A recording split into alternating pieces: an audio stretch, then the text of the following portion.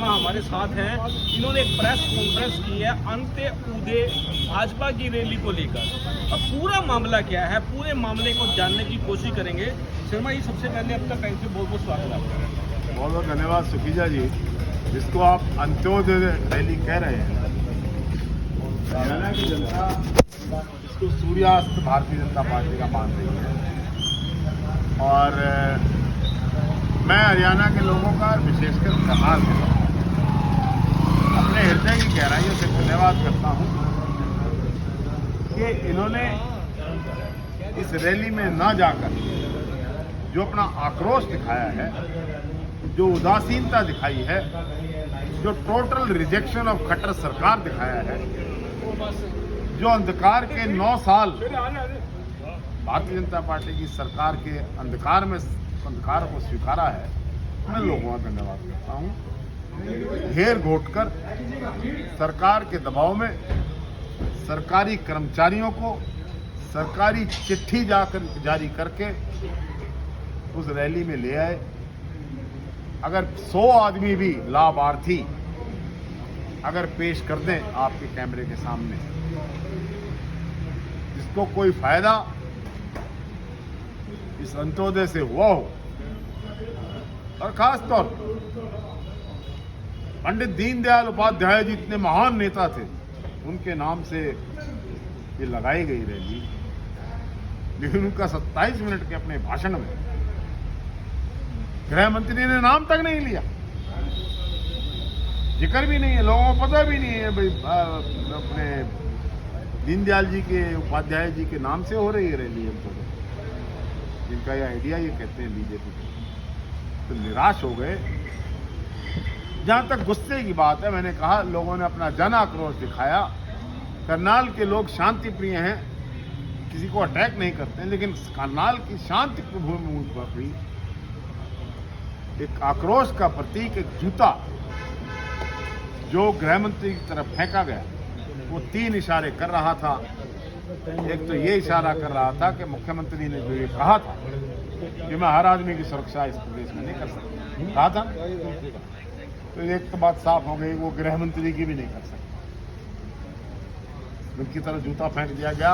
4000 police के कर्मचारी, 35 IPS अफसर, 92 DSP, 230 इंस्पेक्टर और बाकी रैंक्स के 16,000 आदमी भी गृह मंत्री को एक विकलांग व्यक्ति से जो जनाक्रोश का प्रतीक बनकर उस रैली में पहुंचा, जो पेंशन के लिए हरियाणा की जनता धक्के खा रही है, उसका एक प्रतीक था, उसका झंडा था, उसको लेके पहुंचा।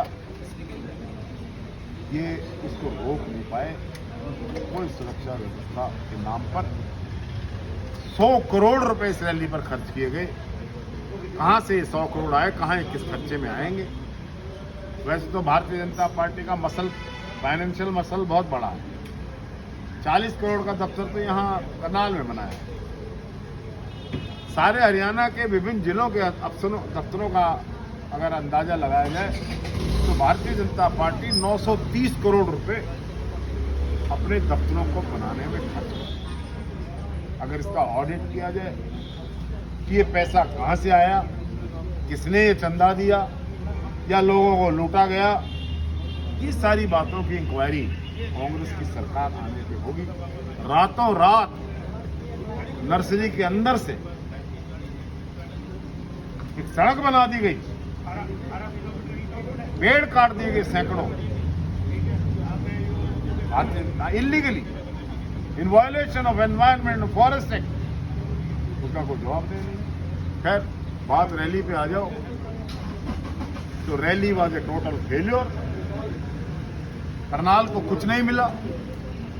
बड़ी उम्मीद थी, मुझे तो उम्मीद थी दीनदयाल उपाध्याय जी के नाम से एक विश्वविद्यालय की घोषणा पिछले 9.5 साल से हुई है, शायद उसका रिबन कट जाएगा, वेस्टर्न बाईपास का कट जाएगा, ईस्टर्न का कट जाएगा, वो नए कॉलेजेस यूनिवर्सिटीज की घोषणा होगी, नई इन्वेस्टमेंट आएगी करनाल में। गृह मंत्री जो आ रहे कुछ भी नहीं हुआ। भाई 5 जिले बनाने की बात चल रही है, बड़ी खबरें गर्म थी, असंध भी जिला बनना वो लोगों को इकट्ठा करने ये झूठ फैलाई गई, जिले बनेंगे, यूनिवर्सिटीज बनेंगी, भाई इंटरनेशनल एयरपोर्ट बनेगा, वाटरवेज बने, पता नहीं क्या क्या ऐसे बातें की गई थी, लेकिन खोदा पहाड़ और निकला। शर्मा जी, अमित शाह जी की खुद की अपनी सुरक्षा थी, सीआरपीएफ आई हुई, उसके बावजूद भी इतना बड़ा काम हो रहा। उनको आप जब अमित शाह कहते हो तो मुझे बड़ी तकलीफ होती है। सरदार पटेल है। आप खुद सरदार पटेल कहते हैं। हाँ, मैं सरदार पटेल कहता हूँ। लेकिन सरदार पटेल तो बता रहे हो ना आप, मैं अगर उनको सरदार पटेल ना कहूँ तो आप ये अंतर कैसे ढूंढेंगे? क्या लगता है आपको, क्या दोनों में फर्क ये है,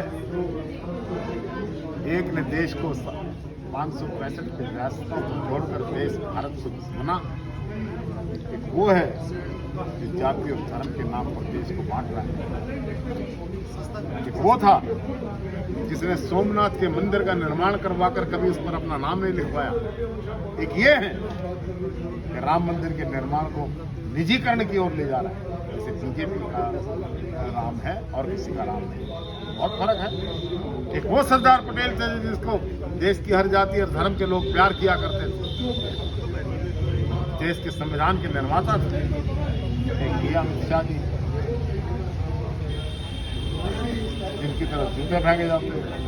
कांग्रेस मुद्दा बनाएगी इसको पूरा हरियाणा में कैसे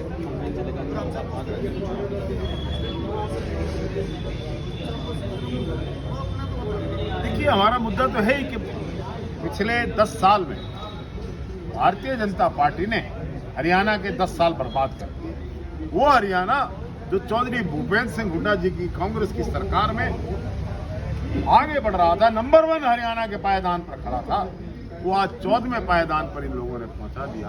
हम इसको मुद्दा तो बनाएंगे। समझ, मेरा एक सवाल है, ये रैली करने का उद्देश्य क्या था? अमित शाह जी को बुलाने का मुख्य कारण क्या था, क्या लगता है आपको? देखिए, 28 फरवरी को गोहाना में अमित शाह जी की रैली मुख्यमंत्री जी ने की थी।